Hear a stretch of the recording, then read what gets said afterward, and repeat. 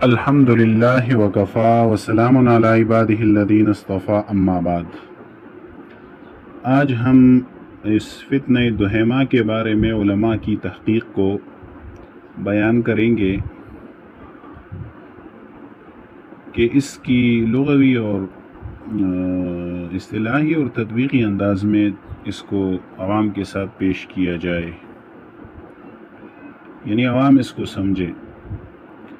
تو علامہ ابن اثیر اور ابن منظور رحمہم اللہ تعالی نے یہ لکھا ہے کہ اس فتنے کو سیلم کہا گیا ہے، یعنی جس کا معنی بڑی مصیبت ہے، اور سیلم میں یہ یا زائد ہے۔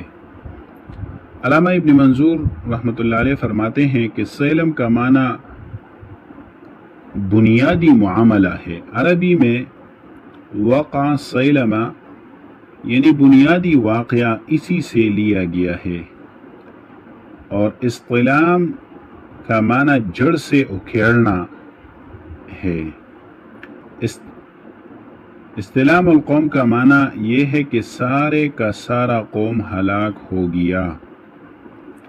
علامہ ابن منظور اور علامہ ابن اثیر نے سرم کے مادے کی یہی تشریح بیان کی ہے کہ اس امت میں 5 فتنے ہوں گے، 4 تو گزر چکے ہیں اور ایک فتنہ باقی ہے جو جڑ سے اکھیڑنے والا ہوگا۔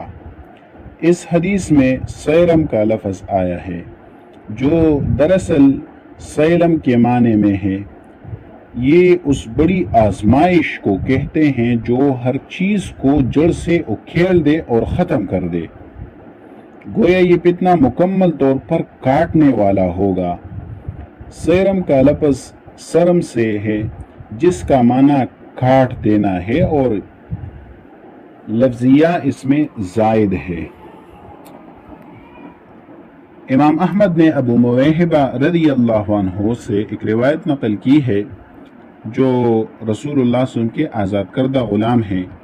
فرماتے ہیں کہ رسول اللہ صلی اللہ علیہ وسلم نے فرمایا، تاریک رات کی طرح فتنے آئیں گے جو ایک دوسرے کے اوپر سوار ہوں گے، اور ہر فتنہ پہلے آنے والے فتنے سے زیادہ سخت ہوگا۔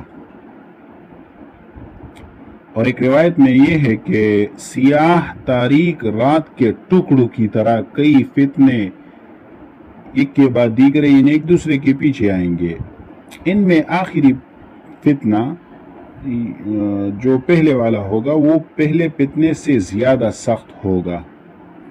اور امام احمد نے ایک روایت حضرت عائشہ صدیقہ رضی اللہ عنہا سے نقل کی ہے کہ رسول اللہ صلی اللہ علیہ وسلم ایک دن دوپہر کے وقت کپڑے میں لیٹے ہوئے یعنی لپٹے ہوئے وہ نکلے، اور آپ صلی اللہ علیہ وسلم کی آنکھیں مبارک جو تھی وہ سرخ تھی، اور بلند آواز سے آپ صلی اللہ علیہ وسلم فرما رہے تھے کہ اے لوگو، سیاہ تاریک فتنے تمہارے اوپر آ چکے ہیں۔ اے لوگو، جو باتیں میں جانتا ہوں اگر تمہیں ان باتوں کا پتہ چلے تو تم بہت کم ہنسو گے اور بہت زیادہ رو گے۔ اسی طرح امام احمد نے حذیفہ بن یمان سے ایک روایت نقل کی ہے کہ میں نے کہا، اے اللہ کے رسول، ہم شر اور کفر یعنی کفر و شرک میں تھے، اللہ تعالیٰ نے اس شرک کو ختم کیا اور آپ کے ہاتھ پر ہمیں اسلام کے خیر کی طرف ہدایت فرمائی، تو کیا اسلام کے اس خیر کے بعد بھی شر ہوگا؟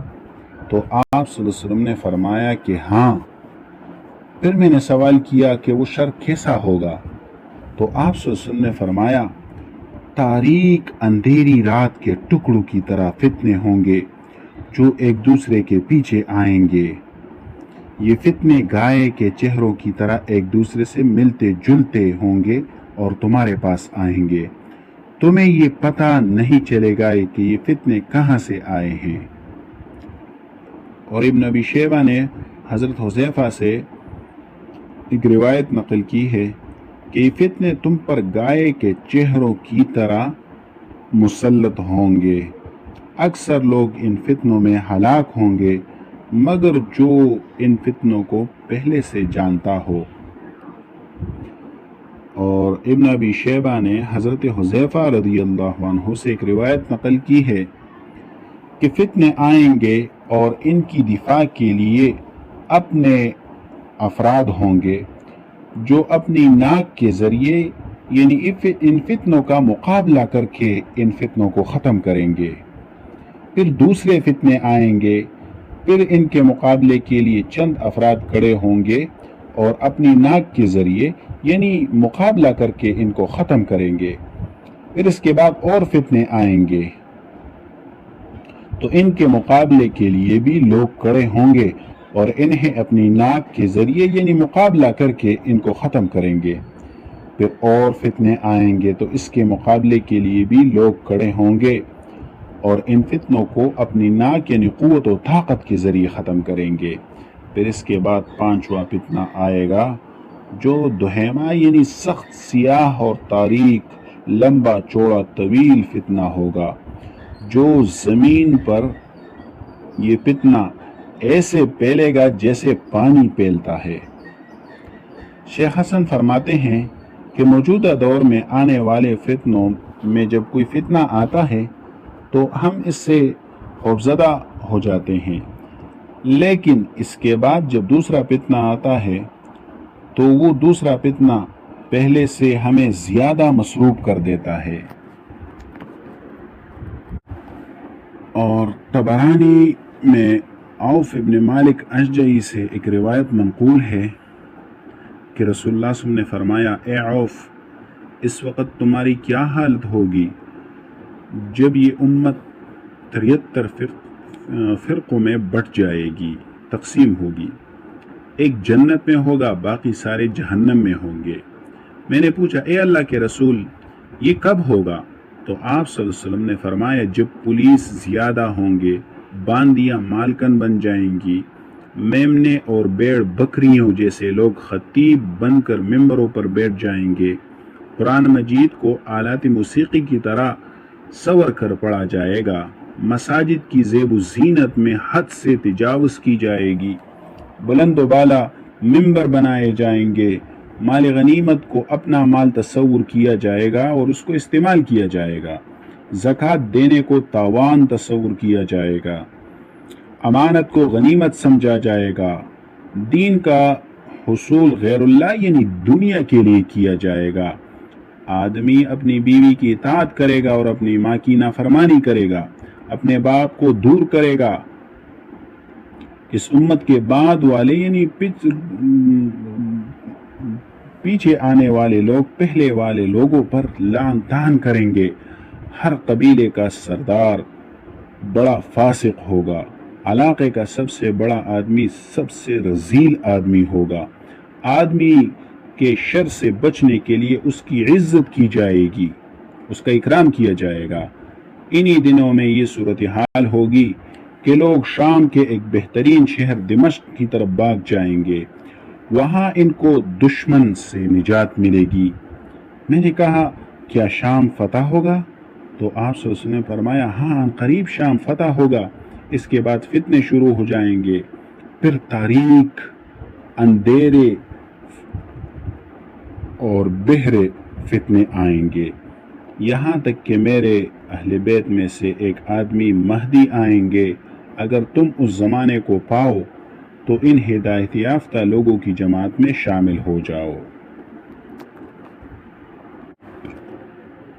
امام احمد نے، امام ابو داؤد، ترمذی، ابن ماجہ میں ایک روایت عبداللہ ابن عمر رضی اللہ عنہ سے منقول ہے، رسول اللہ صلی اللہ علیہ وسلم نے فرمایا، قریب ایسے فتنے آئیں گے جو سارے عربوں کو اپنی لپیٹ میں لے لیں گے، اس فتنے کے مقتولین آگ میں ہوں گے۔ اس دور میں زبان کا وار یعنی زبان کا استعمال تلوار کے وار سے زیادہ سخت ہوگا۔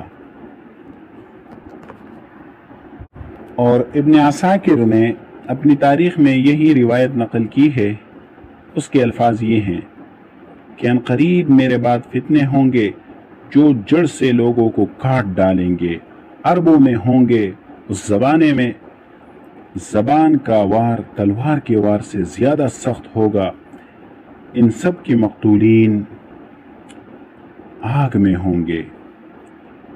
اب اس حدیث میں تستنزف العرب کا لفظ آیا ہے، تو علامہ ابن اسیر اور ابن منظور لکھتے ہیں کہ ہلاکت کے اعتبار سے یہ فتنے سارے لوگوں کو محیط ہوں گے، جیسے کہ استنزفت الشیء اس وقت کہا جاتا ہے جب کوئی چیز مکمل وصول کر لی جائے، اسی وجہ سے استنزفت الخراج کہا جاتا ہے، یعنی پورا لگان لے لیا۔ اس وقت نزفتہ نہیں کہا جاتا۔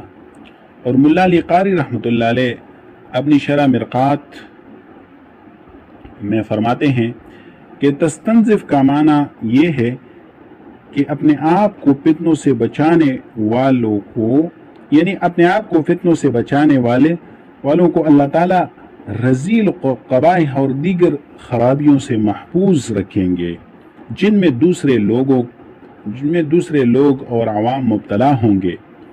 حمود تویجری رحمۃ اللہ علیہ فرماتے ہیں کہ یہ قول دلیل کے اعتبار سے مضبوط ہے۔ پہلے والا قول وہ لغت کی کتابوں کے دلائل کے اعتبار سے قوی تھا، لیکن ملا علی قاری رحمۃ اللہ علیہ کے قول کی تائید اسی حدیث میں فتنہ دہما کے بارے میں جو ہے یہ اس سے مؤید ہوتی ہے کہ اس امت میں کوئی بھی شخص اس کے تپڑ سے نہیں بچے گا۔ پھر فرمایا یہاں تک کہ لوگ دو گروہوں میں تقسیم ہو جائیں گے، ایک گروہ ایمان والوں کا ہوگا جن میں منافق نہیں ہوں گے، اور دوسرا گروہ منافقین کا ہوگا جس میں ایمان والے نہیں ہوں گے۔ یہ حدیث خود اس بات پر دلالت کرتی ہے کہ خالص مومنین کو اللہ تعالیٰ منافقین اور فتنوں میں لوگ مبتلا ہیں ان سے جدا کر کے صاف کریں گے۔ ایسا نہیں ہوگا کہ ان کو بالکل جڑ سے اکھیڑ دیا جائے گا، کیونکہ فتنہ دہما یہ فتنہ دجال سے پہلے سب سے بڑا فتنہ ہوگا۔ اس پر دلیل وہ احادیث ہیں جو صحیح مسلم اور جامع ترمذی میں نقل ہیں کہ اس سے پہلے عربوں کو کوئی فتنہ مکمل طور پر اپنی لپیٹ میں نہیں لے سکے گا۔ حضرت جابر بن عبداللہ رضی اللہ عنہ سے ترمذی میں ایک روایت منقول ہے کہ مجھے ام شریک نے کہا کہ میں نے رسول اللہ صلی اللہ علیہ وسلم کو فرماتے ہوئے سنا کہ لوگ دجال سے پناہ لینے کے لیے پہاڑوں میں پناہ لیں گے۔ تو ام شریک نے پوچھا کہ عرب اس وقت کہاں ہوں گے؟ تو آپ صلی اللہ علیہ وسلم نے جواب دیا عرب اس زمانے میں بہت کم ہوں گے۔ اور ابن ماجہ کی یہ روایت اس پر دلالت کرتی ہے جو ابو امامہ باہلی رضی اللہ عنہ سے دجال کے متعلق نقل ہے کہ عرب اس زمانے میں کہاں ہوں گے؟ تو آپ صلی اللہ علیہ وسلم نے فرمایا عرب کم ہوں گے، ان میں زیادہ تر لوگ بیت المقدس میں ہوں گے، اور ان کا امام ایک نیک صالح آدمی ہوگا، ان کا امام نماز پڑھانے کے لیے آگے ہوگا۔ اور علامہ ابن القیم نے المنار المنیب میں حارث بن ابی اسامہ سے ایک روایت نقل کی ہے جو حضرت جابر رضی اللہ عنہ سے منقول ہے کہ رسول اللہ صلی اللہ علیہ وسلم نے فرمایا عیسیٰ علیہ السلام کا نزول ہوگا تو مسلمانوں کا امیر یعنی امام مہدی انہیں نماز پڑھانے کی دعوت دیں گے، تو حضرت عیسیٰ علیہ السلام فرمائیں گے کہ نہیں، اس امت کی فضیلت کے لیے تم آپس میں ایک دوسرے کے امیر ہو۔ ان روایات سے پتہ چلتا ہے کہ یہ کتنے بھیانک اور خطرناک فتنے ہوں گے۔ آج کل کے ہمارے جیسے مسلمان نہ ان کا علم سیکھتے ہیں اور نہ ان کی طرف دھیان رکھتے ہیں۔ اللہ ہی ہمارا حافظ و ناصر ہو۔